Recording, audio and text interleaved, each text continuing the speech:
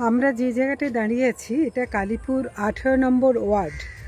18 নম্বর ওয়ার্ডের যে দ্বারকেশ্বর নদী, একদম দ্বারকেশ্বর নদীর পাড়ে ঠিক যেখানটায় আপনারা দেখতে পাচ্ছেন, একদম এই মাঝখানটায় দেখুন একদম দ্বারকেশ্বরের নদীর জল,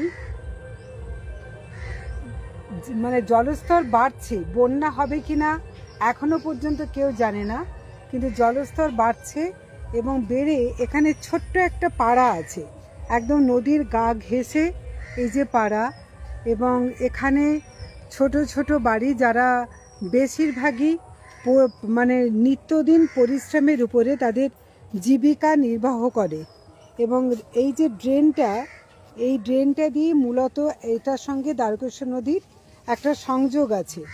এবং এখানে জলস্তর, আমি এই কিছুক্ষণ আগেও দেখলাম যে একটা ইট ওরা রেখে দিয়েছেন, দেখতে পাওয়া যাচ্ছে একটা ইট, ওই জায়গায় একটা ইট দেখা যাচ্ছে, এটাকে ওরা রেখে দিয়েছেন যে জলটা আসছে কিনা।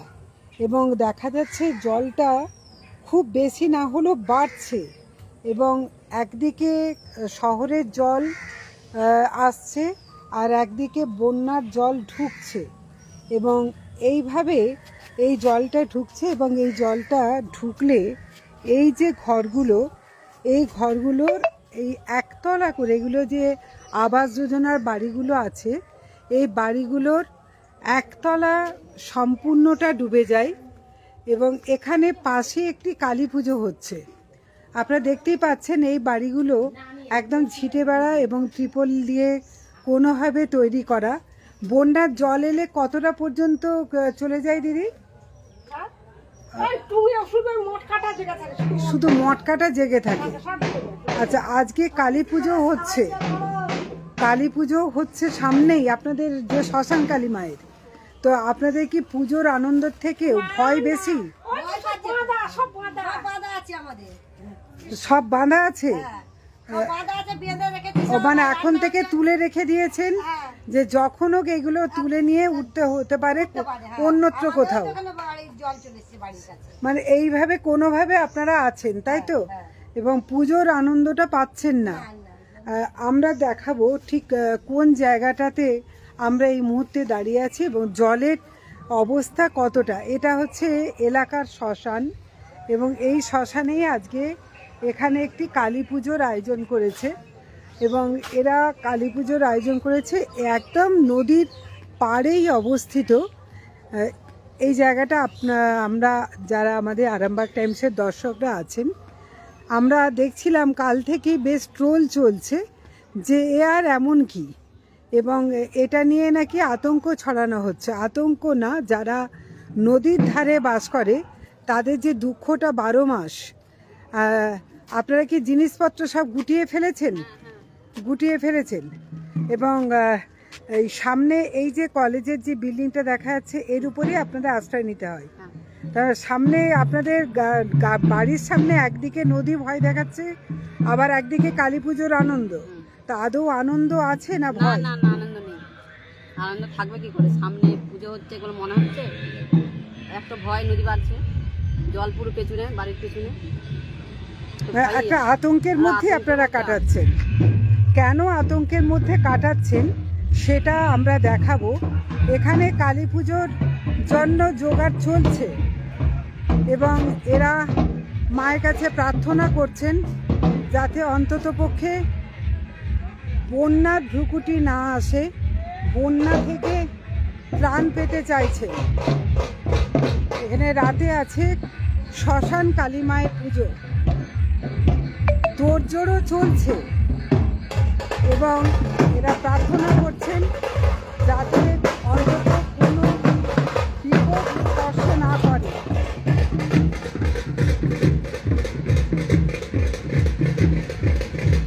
আমরা দেখাচ্ছি নদীর স্তর কোথায়, এবং আদৌ এটা বিপদের কোনো রকম কিছু আছে কিনা। আপনারা দেখতেই পাচ্ছেন নদীর জল কিন্তু রীতিমতো বাড়ছে, এবং এখানকারই বাসিন্দা অচিন্তবাবু, আপনার কি মনে হয় যে বন্যার আশঙ্কা কতটা? বন্যা এখন জলটা এখন একটা মানে যতটা পরিমাণে ব্যাপক বাড়ছিল সেটা কিন্তু কমে গেছে।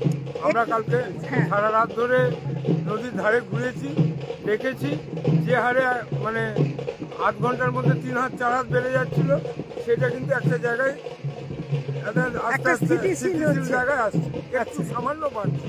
আচ্ছা, মানে কালী পুজোর যে একদম সামনেই শ্মশান কালী মায়ের পুজো হচ্ছে, এটা একই সাথে এলাকার মানুষরা আতঙ্কে সব গুটিয়ে নিয়েছে। তো আপনার কি মনে হয় যে আদৌ কি আমরা দেখতে পাচ্ছি, দেখুন প্রচুর এখন কিন্তু পানা ভেসে আসছে এবং দ্বারকেশ্বরে কিন্তু ওইদিকে যে বিকেলের বাগান ডুবে গেছে এবং হসপিটালের যে গা এবং পৌরসভার পাশে যে বাঁধের অনেকটা সিঁড়িও ডুবে গেছে। আপনাদের আশঙ্কা কি, আদৌ কি বন্যার ভয় পাচ্ছে? বন্যার ভয় নেই, কারণ যে হারে বাড়ছিল সেটা কিন্তু এক জায়গায়, সবচেয়ে বড় কথা আকাশ চুপ হয়ে গেছে। যেটা প্লাস পয়েন্ট সেটা হচ্ছে আকাশের যে বৃষ্টিটা সেটা বন্ধ হয়ে গেছে, তাহলে অটোমেটিক্যালি বৃষ্টি হওয়ার চান্সটা, এই বন্যা হওয়ার চান্সটা নেই। মানে এতে আপনারা স্বস্তি বোধ করছি। এবং আমাদের আজকে কালী পুজো, শ্মশান কালী, কালীপুর 12 9 এবং 18 নম্বর দুটো ওয়ার্ডের মানুষই মাকে ডাকছেন এবং এই কালী পুজোটা খুবই জাগ্রত পুজো আমাদের। অতএব এই পুজোটা আমাদের ভালো হবে, এটা আমরা আশা করছি। অনেক ধন্যবাদ। আমরা সেই জায়গাটায় দেখাচ্ছি যে এই যে সিঁড়ি, এই সিঁড়ির উপরে এখানকার মানুষরা অনেকটাই লক্ষ্য করেন যে এটা প্রায় 100টার মতো সিঁড়ির ধাপ। সেই জায়গায় 1টা 2টো 3 4 5 6 7টা সিঁড়ি আপাতত জেগে আছে এবং উপরে যদি বৃষ্টি আর সেভাবে না হয় তাহলে এরা নিশ্চিন্ত, বন্যার কোনো আশঙ্কা নেই। যারা আরামবাগ টাইমসের দর্শকরা এই লাইভ দেখছেন, তারা একটা দিকে তাদেরকে বলা যায় যে এই 7টা সিঁড়ি যদি ডুবে যায় তাহলে অনেকেই যে ভয়টা পাচ্ছেন সেই ভয়টা তাদের জন্য থাকবে। দেখতেই পাচ্ছেন ওইদিকে হচ্ছে দ্বারকেশ্বর নদীর যে রামকৃষ্ণ সেতু, আমরা রামকৃষ্ণ সেতু একদিকে দেখতে পাচ্ছি, আর হ্যাঁ আর এইদিকে হচ্ছে আরামবাগ পৌরসভা দেখা যাচ্ছে এবং এসডিও অফিস, স্কুল, কলেজ যেগুলো বাঁধের ধারে। আর এইদিকে হচ্ছে আরামবাগের যে সদর ঘাট, যেদিকে নদীটা বয়ে যাচ্ছে একেবারে বন্দর পেরিয়ে গিয়ে, যেটা রূপনারায়ণে গিয়ে মিশছে। এবং স্রোত যে নেই তা নয়, আপনারা দেখতে পাচ্ছেন যে স্রোত এখন যথেষ্টই আছে। তুই উঠে আয় তোরা। স্রোত আছে, কিন্তু জলটা যারা এখানে লক্ষ্য রাখছেন তারা এটা লক্ষ্য করছেন যে জলটা যেটা ফাঁপটা ছিল সেই ফাঁপটা অনেকটাই কমেছে। যদি নতুন করে কোনো হড়পা না আসে তাহলে আগেরবারে সেটাই দেখা গেছিল যে 2021-এ সকাল থেকে আমরা যেটা লক্ষ্য করেছিলাম যে এই রকমই বাড়ছিল, কিন্তু দুপুরের পরই হঠাৎ হড়পা বান এসে নিমেষে আরামবাগের যে উল্টো দিকে কালীপুর, এখানে আরামবাগ পৌরসভার অন্তর্গত কালীপুর 18 এবং 12 নম্বর ওয়ার্ড, এই 18 এবং 12 নম্বর ওয়ার্ডকে বরাবরই বলা হয় যে মানে এই এলাকাটাকে হতভাগার সঙ্গে তুলনা করা হয়, কারণ যতটা সুরক্ষা আরামবাগ শহরকে রক্ষা করার জন্য দেওয়া আছে ঠিক ততটাই এখানে কিন্তু নিরাপত্তাহীনতার মধ্যে আছেন এই এলাকার মানুষজন। আর সবথেকে বিপজ্জনক হচ্ছে এই ভয়ঙ্কর পানা, এই যে অজস্র পানা আপনারা দেখতে পাচ্ছেন ভেসে যাচ্ছে। এই পানাগুলি আমাদের হুগলি জেলায় তথা আরামবাগ মহকুমায় এখনও অধিকাংশ জায়গাতেই বাঁশের বা কাঠের সেতুই যোগাযোগের একমাত্র ভরসা। সেই জায়গায় এই যে ভয়ঙ্কর রূপধারী এই পানাগুলো গিয়ে সেই কাঠের সেতু এবং বাঁশের সেতুগুলোকে নিশ্চিহ্ন করে দিচ্ছে। দেখতেই পাচ্ছেন যে চারিদিকে দেখুন আপনারা, বড় বড় যে পানা বোঝাই চাই ভেসে যাচ্ছে। এগুলি যেখানে গিয়ে বাঁশের সেতুর সামনে জড়ো হবে বা কাঠের সেতু, অবধারিত সেই সেতু সেই পানার চাপে পড়ে ধ্বংস হয়ে যাবে। এখনও এলাকার মানুষজন তারা এখানে মাঝে মাঝে আসছেন, এসে তারা দেখে যাচ্ছেন যে তারা আদৌ কতটা নিশ্চিন্ত হতে পারবেন। রাতের ঘুম এবং এই পুজোর আনন্দ দুটোই এখন তাদের কাছে আতঙ্কের চেহারা নিয়েছে। এখানে মানুষজন সবাই দেখছেন।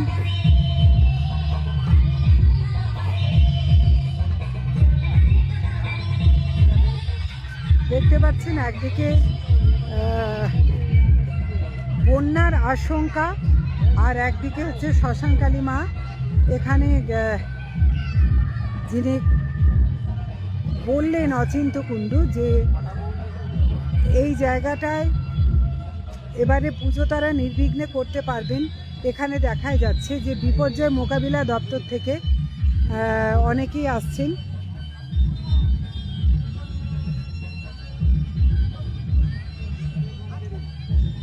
কেন আসছেন সেটাও আমরা জানতে পারবো। এখানে বিপর্যয় মোকাবিলা দপ্তর থেকে তারা একে একে আসছেন পরিস্থিতি কি হয় সেটা দেখার জন্য। আচ্ছা, সিভিল ডিফেন্স থেকে আপনারা যারা এসেছেন আপনারা কি কোনো কিছু আশঙ্কা করছেন?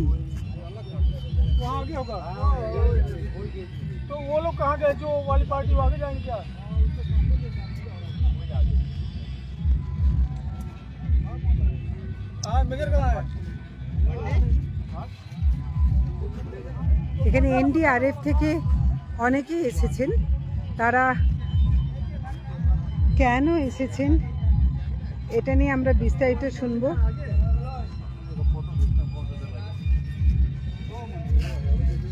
কোনো বিপজ্জনক পরিস্থিতি মানে আপনারা কি জাস্ট পর্যবেক্ষণ করতে এসেছেন?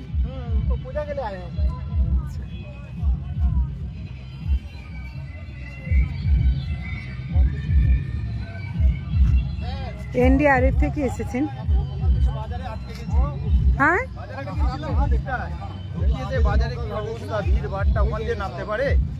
ওরা কি ওই দিক থেকে নেমে পুজো দিতে আসবে বলছে? কিন্তু এই নদী পেরিয়ে যাতায়াত তো বিপজ্জনক।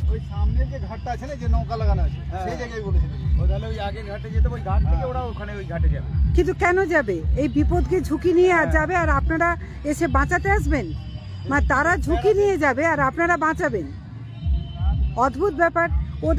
ওরা যাচ্ছে কেন পুজো দিতে এইভাবে? পুজো দিতে যাচ্ছে না তাহলে? না না, আপনাদেরকে বলছি না, আমি বলছি যে ওই যে সদরঘাট থেকে কেউ পুজো দিতে আসবে? না না। আচ্ছা, জাস্ট ওই রেস্কিউটা হবে। আচ্ছা আচ্ছা আচ্ছা। স্যার কোথায় গেল?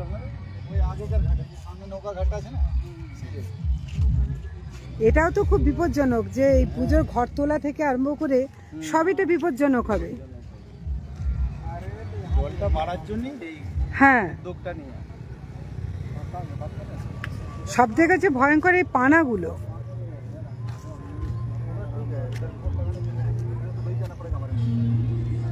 এখানে ঠিক উল্টো দিকেই সদরঘাটে হচ্ছে আরেকটি বড় পুজো, রক্ষাকালী মায়ের পুজো, এবং সেই পুজোতে যারা আয়োজক আছেন তারা ঘর তোলা থেকে আরম্ভ করে বিভিন্ন প্রয়োজনে এই নদীর ঘাটটা ব্যবহার করে থাকেন। সদরঘাট উল্টো দিকে আছে সদরঘাট, আর যাতে কোনো বিপদ না হয় সেজন্য এনডিআরএফ থেকে এই দুটো পুজোর জায়গাতেই তারা থাকবেন, যাতে কোনো রকম কোনো অপ্রীতিকর ঘটনা না ঘটে এবং ঘটলে যাতে তারা দ্রুত রেস্কিউ করতে পারেন সেজন্য তারা এখানে এসেছেন। আপনারা দেখতে পাচ্ছেন সিভিল ডিফেন্স এবং এনডিআরএফ থেকে তারা এসেছেন এবং এই দুটো পুজোতেই ঘরতলা সহ নদীতে অনেকে স্নান করেন যাতে কোনো রকম, কারণ পরিস্থিতি যা তাতে স্নান করার পরিবেশ নেই। এই জায়গায় ঘর তুলতে এলেও যাতে অতি উৎসাহী কেউ বিপদের মধ্যে না পড়েন তার জন্য এনডিআরএফ থেকে একটা রেস্কিউয়ের ব্যবস্থা করছেন এবং এরা দুটো দিকেই থাকবেন এবং দুটো দিকই তারা পর্যবেক্ষণ করবেন। এখানে দেখাই যাচ্ছে যে দুশ্চিন্তায় মানুষ এখানে আসছেন এবং বিভিন্ন জায়গা থেকে আসছেন, শুধু এলাকাবাসীরা বলেই নয়, বিভিন্ন জায়গা থেকেই মানুষ এই জায়গায় আসছেন যে নদীর গতি প্রকৃতি কতটা বাড়ছে বা আদৌ থকতমা খেয়ে গেল কিনা সেটা দেখার জন্য তারা এখানে আসছেন।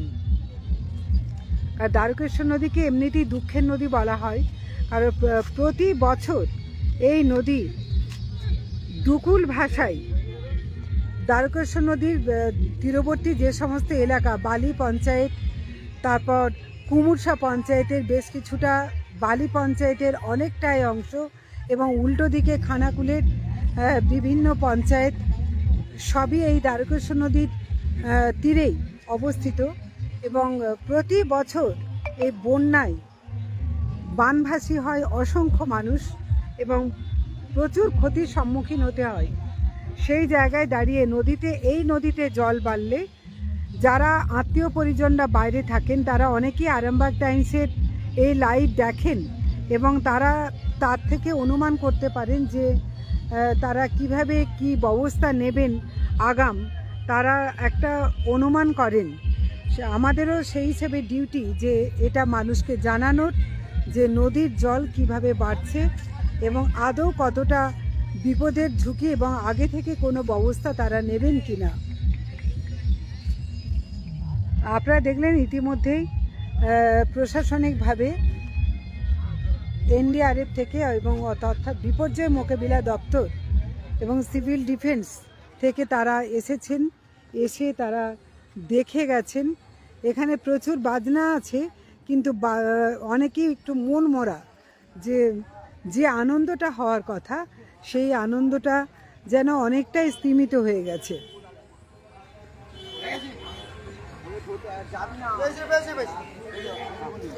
এই জুতো হচ্ছে আমার, কেউ ইয়ে করতে পারবে না।